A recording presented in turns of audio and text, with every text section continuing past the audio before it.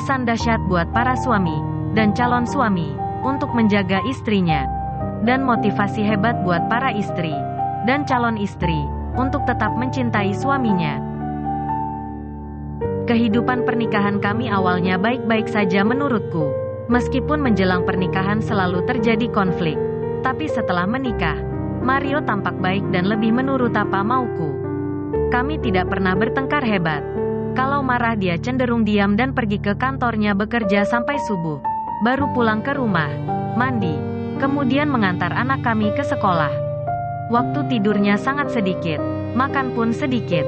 Aku berpikir kalau dia workaholic.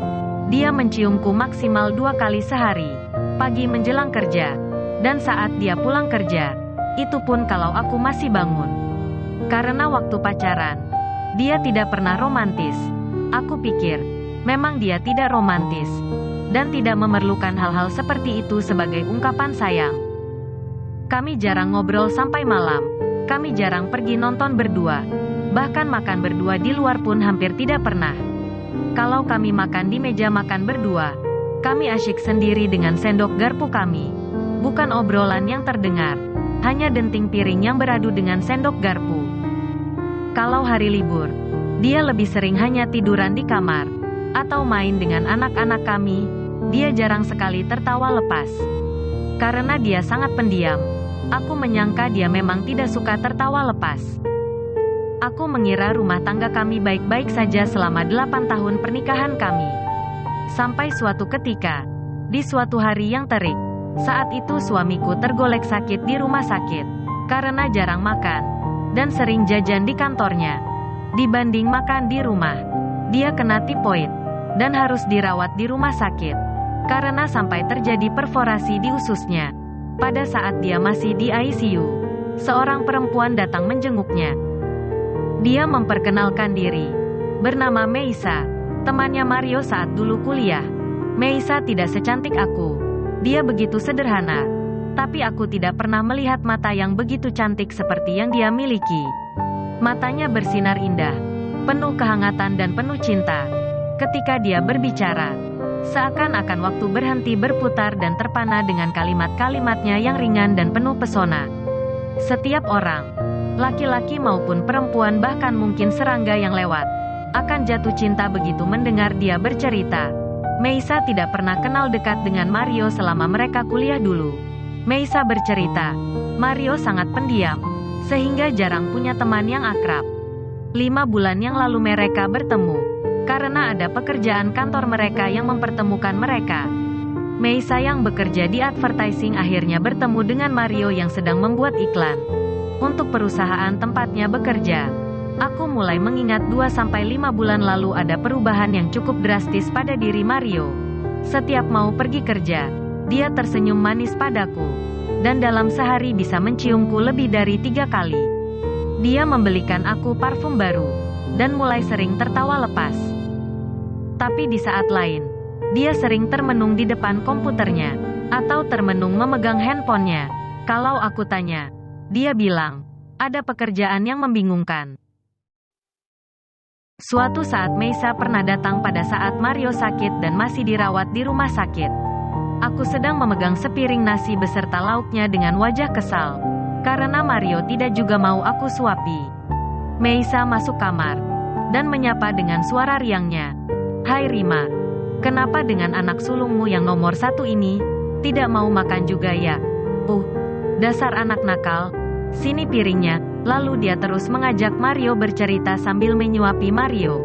Tiba-tiba saja sepiring nasi itu sudah habis di tangannya. Dan aku tidak pernah melihat tatapan penuh cinta yang terpancar dari mata suamiku seperti siang itu. Tidak pernah seumur hidupku yang aku lalui bersamanya. Tidak pernah sedetik pun hatiku terasa sakit.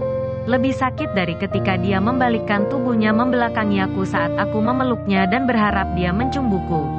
Lebih sakit dari rasa sakit setelah operasi sesar ketika aku melahirkan anaknya.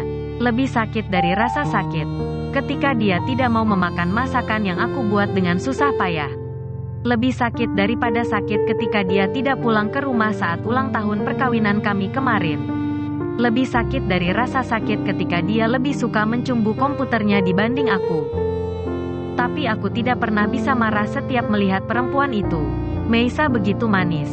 Dia bisa hadir tiba-tiba, membawakan donat buat anak-anak, dan membawakan egg roll kesukaanku. Dia mengajakku jalan-jalan, kadang mengajakku nonton. Kali lain, dia datang bersama suami dan kedua anaknya yang lucu-lucu. Aku tidak pernah bertanya, apakah suamiku mencintai perempuan berhati bidadari itu. Karena tanpa bertanya pun aku sudah tahu apa yang bergejolak di hatinya. Suatu sore, mendung begitu menyelimuti Jakarta. Aku tidak pernah menyangka hatiku pun akan mendung. Bahkan gerimis kemudian, anak sulungku, seorang anak perempuan cantik berusia 7 tahun. Rambutnya keriting ikal dan cerdasnya sama seperti ayahnya. Dia berhasil membuka password email papanya dan memanggilku, "Mama, mau lihat surat papa buat Tante Meisa?" Aku tertegun memandangnya dan membaca surat elektronik itu. "Dear Meisa, kehadiranmu bagai beribu bintang gemerlap yang mengisi seluruh relung hatiku. Aku tidak pernah merasakan jatuh cinta seperti ini, bahkan pada Rima. Aku mencintai Rima karena kondisi yang mengharuskan aku mencintainya. Karena dia ibu dari anak-anakku. Ketika aku menikahinya, aku tetap tidak tahu apakah aku sungguh-sungguh mencintainya. Tidak ada perasaan bergetar seperti ketika aku memandangmu. Tidak ada perasaan rindu yang tidak pernah padam ketika aku tidak menjumpainya. Aku hanya tidak ingin menyakiti perasaannya. Ketika konflik-konflik terjadi saat kami pacaran dulu, aku sebenarnya kecewa. Tapi aku tidak sanggup mengatakan padanya bahwa dia bukanlah perempuan yang aku cari untuk mengisi kekosongan hatiku. Hatiku tetap terasa hampa, meskipun aku menikahinya. Aku tidak tahu bagaimana caranya menumbuhkan cinta untuknya. Seperti ketika cinta untukmu tumbuh secara alami. Seperti pohon-pohon beringin yang tumbuh kokoh tanpa pernah mendapat siraman dari pemiliknya.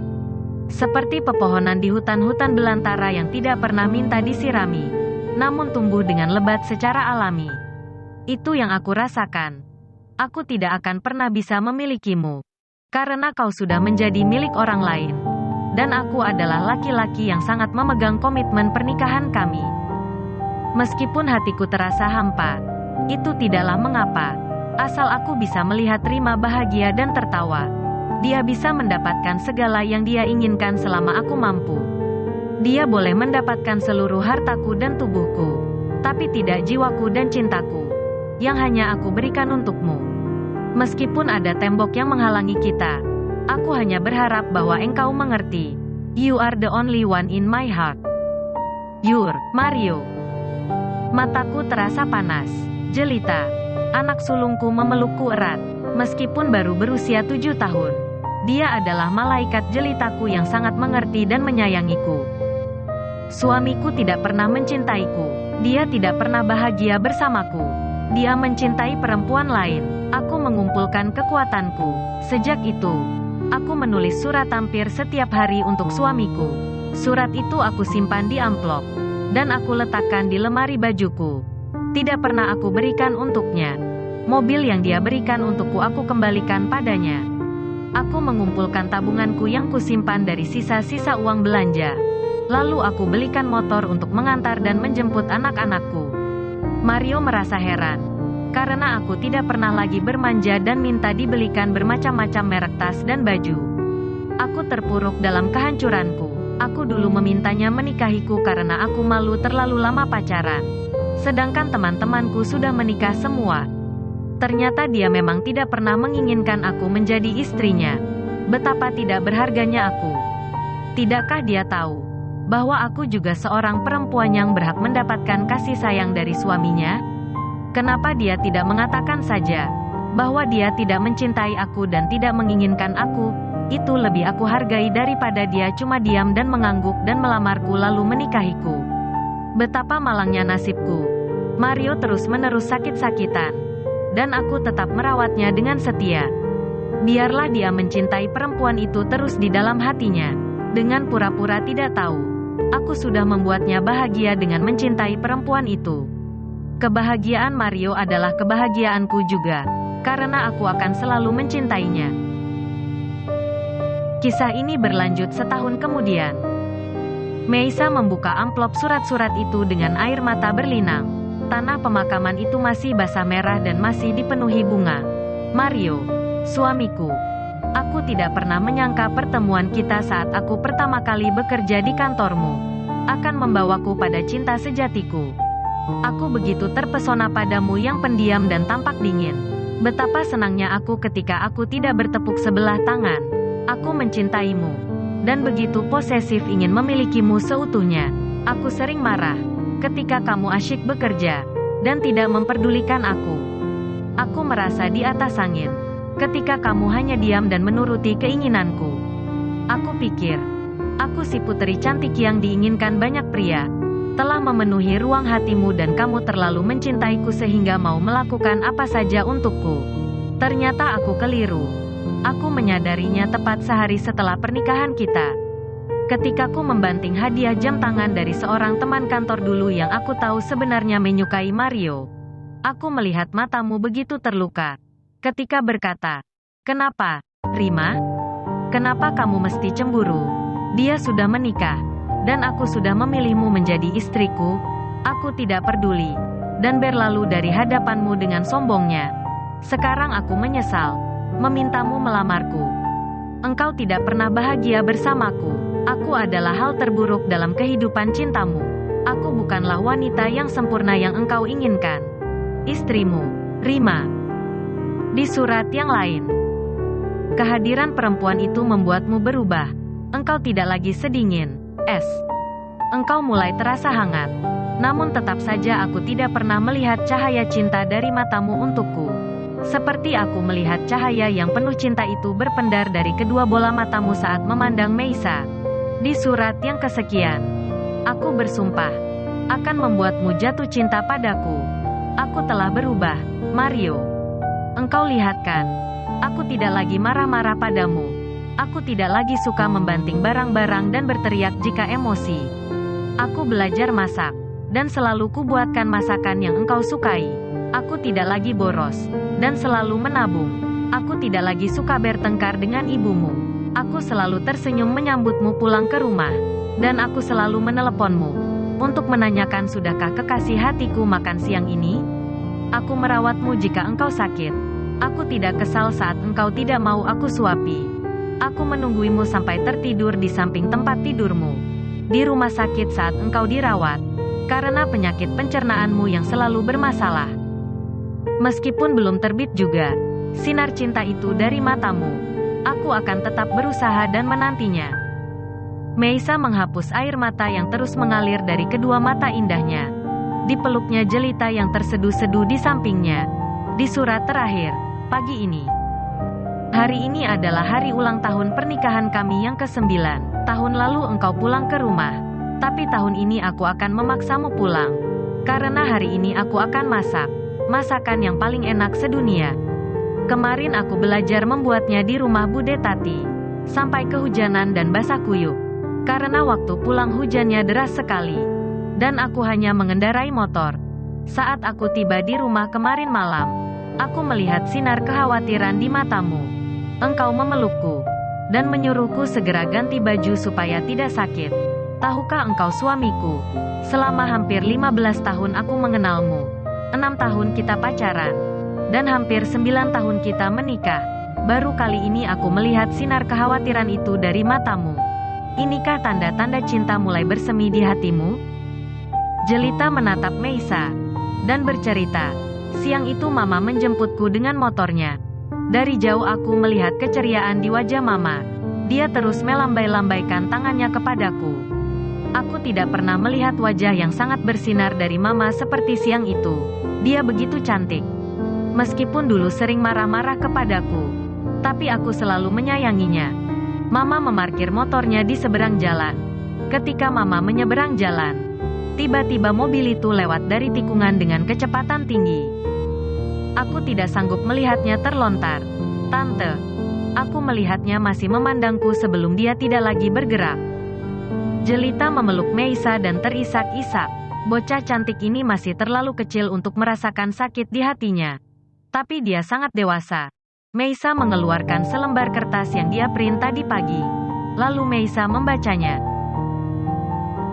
Mario mengirimkan email lagi kemarin malam. Dan tadinya aku ingin Rima membacanya.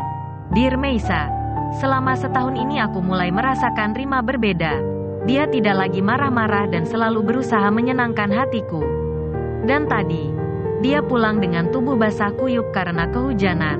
Aku sangat khawatir dan memeluknya. Tiba-tiba aku baru menyadari betapa beruntungnya aku memiliki dia. Hatiku mulai bergetar. Inikah tanda-tanda aku mulai mencintainya? Aku terus berusaha mencintainya seperti yang engkau sarankan, Meisa. Dan besok, aku akan memberikan surprise untuknya.